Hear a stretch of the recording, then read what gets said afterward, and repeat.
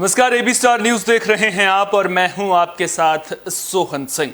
वक्त हो चला है अपना उत्तर प्रदेश का, जिसमें बात करेंगे यूपी की तमाम अहम खबरों की। शुरुआत करेंगे उपचुनाव की खबर के साथ में। दरअसल रामपुर में उपचुनाव होना है, जिसको लेकर समाजवादी पार्टी ने तैयारियां तेज कर दी हैं। आजम खां ने सपा उम्मीदवार के लिए जनसभा को संबोधित किया है। तो सपा विधायक आजम खां ने किला मैदान में सपा प्रत्याशी आसिम राजा के समर्थन में जनसभा की। आजम खां ने अपने जेल के वक्त से लेकर कोरोना संक्रमण तक की दुश्वारियों और अपने ऊपर हुई कार्रवाइयों को याद दिलाया।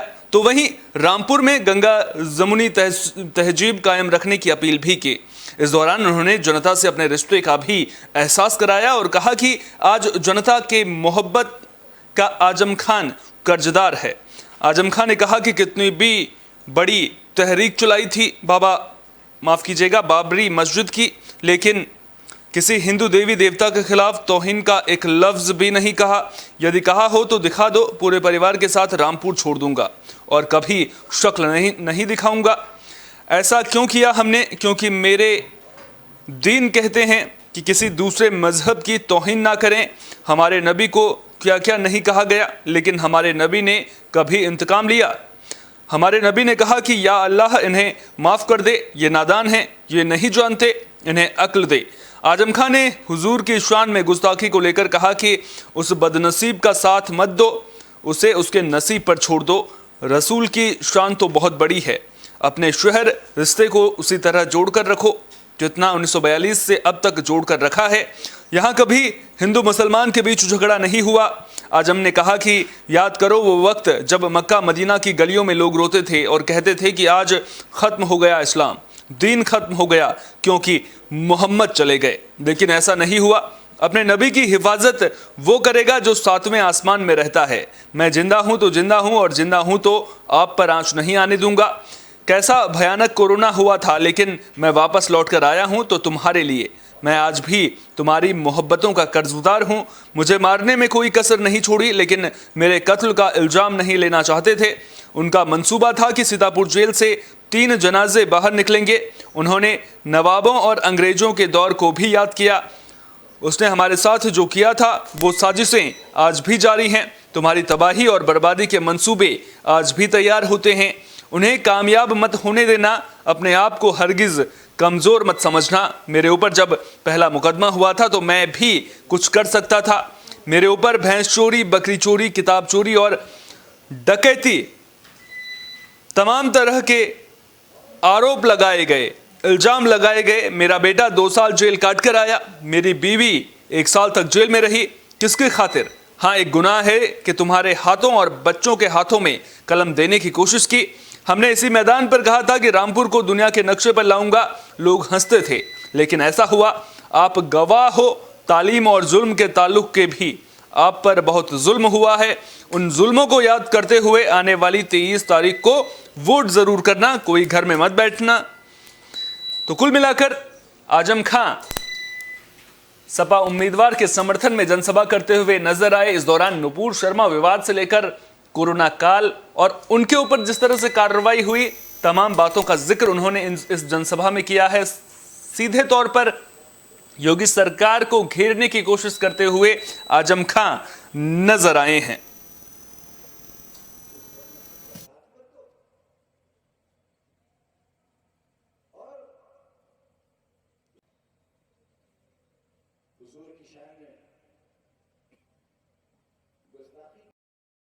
आपने ट्रेन की सवारी तो की ही होगी, लेकिन इन दिनों बागपत में ट्रेन का एक वीडियो जमकर वायरल हो रहा है। यहां लोग ट्रेन में सफर जरूर कर रहे हैं, लेकिन यह सफर ट्रेन के अंदर नहीं बल्कि ट्रेन की छत पर किया जा रहा है। तो बागपत में रविवार को ट्रेन की छत पर बैठकर सफर करते यात्रियों का वीडियो सोशल मीडिया में तेजी से वायरल हो रहा है। ट्रेन भरी होने के कारण यात्री खिड़कियों पर लटककर और छत पर बैठकर यात्रा करने को मजबूर हैं। इसमें मार्ग पर इलेक्ट्रिक लाइन होने के बावजूद यात्री ट्रेन की छत पर सवार दिखाई दे रहे हैं। दरअसल viral video Delhi Saharanpur railway मार्ग का बताया जा रहा है। दैनिक यात्री संघ के सचिव ने एक ट्रेन का वीडियो बनाकर वायरल कर दिया, जिसके बाद ट्रेन की दुर्दशा की पोल खुल गई। ट्रेन मास्टर से जब इस बाबत बात की गई तो उन्होंने बताया कि ट्रेन कम होने की वजह से यात्रियों को परेशानी हो रही है। साथ ही दैनिक यात्री संघ के सचिव का आरोप है कि पहले इस रूट पर 11 अप और 11 डाउन ट्रेन थी, जहां अब केवल 3 ट्रेन मात्र ही चल रही है, जिसकी वजह से यात्री परेशान हैं। Viral video Delhi Saharanpur railway मार्ग का बताया जा रहा है।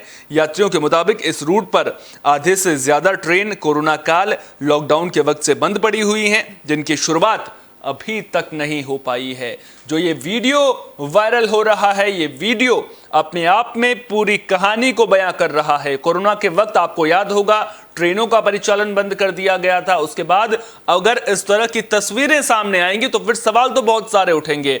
ट्रेनों के परिचालन को लेकर, ट्रेन दुर्घटना को लेकर के अक्सर खबरें सुर्खियों में रहती हैं। उसके बावजूद अगर इस तरह के वीडियो सामने आएंगे जहां लोग ट्रेन की छत पर बैठकर सफर करेंगे, और वो भी तब जब इलेक्ट्रिक लाइन भी ऊपर से होकर के गुजर रही है कई स्थानों पर, तो ऐसे में अगर कोई उस इलेक्ट्रिक लाइन की चपेट में आ जाएगा, बड़ी दुर्घटना अगर वहां पर होती है तो उसकी जिम्मेदारी किसकी होगी, यह तय करना बेहद जरूरी है। जवाबदेही जरूर तय होनी चाहिए, क्योंकि अगर इस तरह के वीडियो इसी तरह से सामने आते रहेंगे तो फिर सवाल रेलवे प्रशासन पर कई सारे जरूर खड़े होंगे।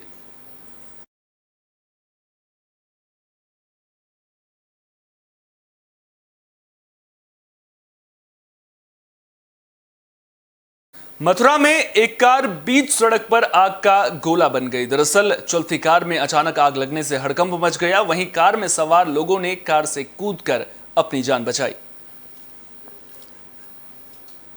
हाथरस अलीगढ़ मार्ग पर कोयल फाटक पर एक चलती सेंट्रो कार में आग लग गई। हालांकि इसमें सवार 3 लोगों ने कूदकर अपनी जान बचा ली। घटना से आसपास के लोगों में हड़कंप मच गया।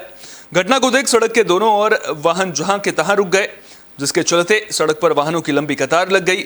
सूचना पर पहुंची पुलिस और स्थानीय लोगों ने गाड़ी में लगी आग को बुझाकर राजमार्ग साफ कराया। बताया गया गाड़ी में चालक समेत 2 अन्य लोग भी मौजूद थे, जो कि मथुरा से कासगंज के लिए जा रहे थे। कोयल फाटक के पास बनी दुकान से पानी की बोतल लेने के लिए नीचे उतरे थे। अचानक गाड़ी में आग लग गई और देखते ही गाड़ी धूं कर जलने लगी। गाड़ी में सवार 2 अन्य लोगों ने कूदकर अपनी जान बचाई। सूचना पर राया पुलिस घटनास्थल पर पहुंची और स्थानीय लोगों की सहयोग से आग पर काबू पा लिया गया। कार सवार लोगों ने बताया कि गाड़ी में 1 लाख रुपए नगद और कपड़े जलकर राख हो गए।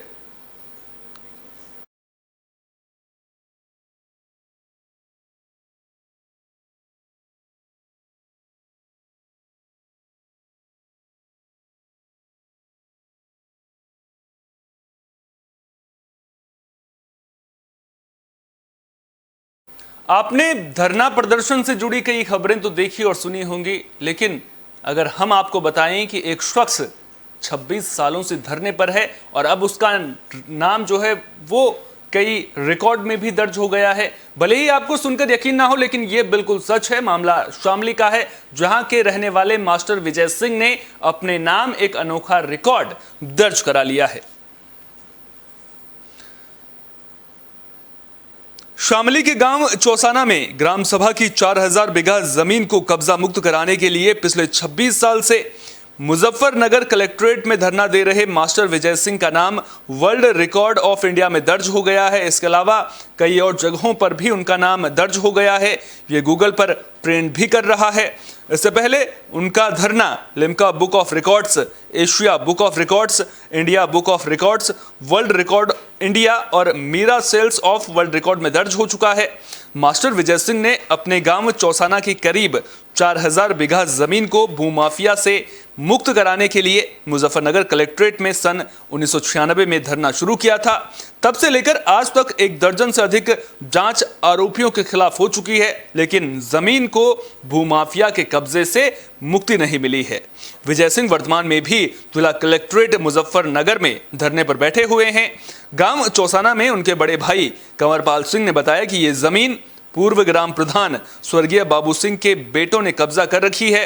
उन्होंने बताया कि उनका एक लड़का जगत सिंह, जो सपा सरकार के दौरान विधायक भी रहा, वो राजनीतिक तौर पर केंद्र सरकार में हस्तक्षेप रखता है, जबकि अधिकारियों की ओर से जांच के आधार पर कोई कार्रवाई की संस्तुति जब भी की जाती है, राजनीतिक दबाव की वजह से यूपी के मुख्यमंत्री पर दबाव बनाकर कार्रवाई रुकवा देते हैं, जिसकी वजह से जमीन भूमाफिया के कब्जे से मुक्त नहीं हो पा रही है।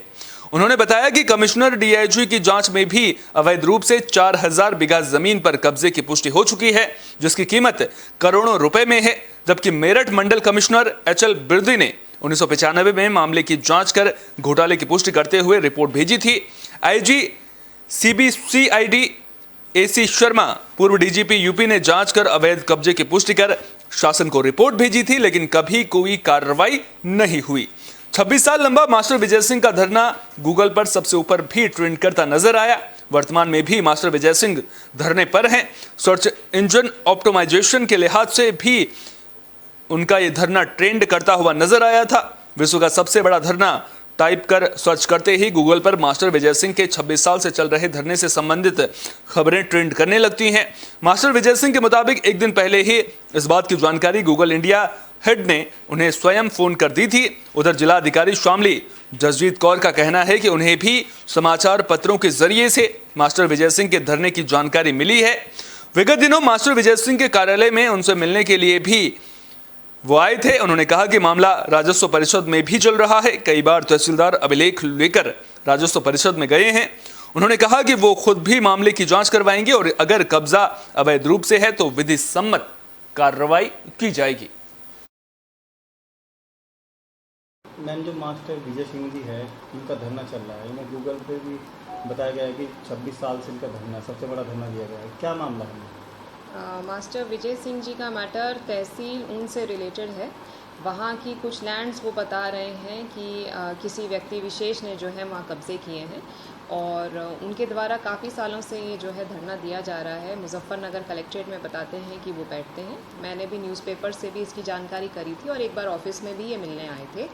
उनके जो मैटर से संबंधित हम लोगों ने एक जांच जो है वो कॉन्स्टिट्यूट करी है। काफ़ी पुराना मैटर है, उसमें बहुत सारे रिकॉर्ड्स हमें मिल भी नहीं रहे हैं, तो उनको रिकॉर्ड्स को हम लोग ढूंढवा के एक विस्तृत जांच है वो करेंगे और अगर उसमें कोई कार्रवाई बन पाती है कि यदि कोई ऐसा कब्ज़ा है जो अवैध किया गया है, गलत किया गया है, तो वो कब्ज़ा नियमानुसार हटाया जाएगा। माननीय राजस्व परिषद में भी ये इस मैटर की सुनवाई जो है वो चल रही है, जिसमें तहसीलदार साहब 2 बार गए भी हैं और उन्होंने वहाँ पर भी रिकॉर्ड जो हैं वो उपलब्ध कराए हैं। मैम, बताया जाता है कि जिस तरीके से धरना दे रहे हैं, काफ़ी दिनों से जमीन जो एसडीएम साहब थे सुरेंद्र सिंह, उन्होंने जांच में पाया गया था कि वाकई में कब्जा किया हुआ है जगह सिंह द्वारा। देखिए, जो पुरानी जांच रिपोर्ट है उसको देख लिया जाएगा और उसके आगे जो संबंधित कार्रवाई है वो कराई जाएगी। विजय जी, आपके क्या लगते हैं? छोटा भाई। अच्छा, क्या पूरा मामला है उनका जो धरना? मामला तो यूँ है कि वो इनके इन्होंने भ्रष्टाचार से अपने प्रधान पद पर रहते हुए गांव पंचायत की जमीन कम से कम 4000 बीघा जमीन हड़प रखी, जो कि गरीबों का अधिकार था। उन्हें ना देकर अपने रिश्तेदारों के नाम पर रखी। इस संघर्ष को कर रहा है, ये लड़ाई लड़ रहा है। तो कैसे क्या हुआ? कोई जांच वगैरह? जांच हुई थी इसमें। जब इसने धरना दिया 96 में कमिश्नर ने जांच करी थी बिरदी जी ने, वो जांच सही हुई। उसके बाद फिर जिस पार्टी की सत्ता आती रही है, सत्ता में भागते रहे, सत्ता के बल पर जांच कुरद बुरद होती रही। अब एक जांच और हुई, एसडीएम ने करी, उस जांच से हम संतुष्ट हुए। थोड़े बीच में भाजपा की सरकार है, भाजपा में चले जाएंगे, मायावती की सरकार आई, उसमें चले गए। मतलब सत्ता परिवर्तन, सत्ता के साथ भाग गए ताकि हमारे पे कोई वो ना बढ़े, हमारी जांच। अच्छा, योगी जी कहते हैं कि भाई भू माफिया हैं, उन पर कार्रवाई की जाएगी। बड़े बड़े जो भू माफिया थे उन पर कार्रवाई की गई, क्या इन पर क्यों नहीं हो रही कार्रवाई? इन पर राजनाथ सिंह नहीं होने दे रहा, मैं दावे से कह रहा। एक टाइम वो था, अब ये समाजवादी से दल बदलू तो ये समाजवादी से एमएलए बना, सरकार मुख्यमंत्री राजनाथ बन गया था, तो वो 1-2 एमएलए अगर गिर जाता, उनकी सरकार गिर जाती। ये रोज उनका हाजिरी देता। उससे इसका कॉन्टैक्ट हो रहा है राजनाथ सिंह से। राजनाथ सिंह योगी जी पे दबाव बना रहा, इसलिए जांच नहीं हो रही। हम कोई दबके किसी बात को नहीं कहने के। अच्छा, पता चला कि गूगल पे भी उनका नाम आ गया। हाँ, 1-2 दिन से मुझे भी मालूम पड़ा। अब उनका इसमें इस बार धरना किसी का हुआ नहीं आज तक। गूगल पर नाम आ रहा। और धरना चाहे हम तो कुर्बानी देने वाले लोग हैं, क्या 26 साल और भी हमें त्याग करना पड़े, हम पीछे नहीं हटेंगे जब तक इस सरकार रवैया नहीं होनेगी। ये गरीबों का अधिकार है, उन्हें दुआ करेंगे। ये कितनी जमीन है जिसपे 4-4.5 हजार बीघे है। कितनी करोड़ रुपए की होगी लगभग? है जी, कितने करोड़ रुपए की होगी? या ये तो लगा लो कम से कम 4 लाख रुपए बीघे का भाव है। मैं तो इतना पढ़ा लिखा नहीं हूँ। तो ये धरना प्रदर्शन पिछले 26 सालों से चल रहा है। सवाल उठता है कि आखिर एक शख्स को 26 साल तक धरना देने के लिए मजबूर क्यों होना पड़ता है? आखिर ये जमीन कब भूमाफिया के कब्जे से मुक्त होगी? बड़ा सवाल है। फिलहाल के लिए यूपी की खबरों में इतना ही। देश दुनिया की तमाम अहम खबरों के लिए बने रहिए AB स्टार न्यूज के साथ, क्योंकि यहां पर खबरों का सिलसिला कभी नहीं थमता।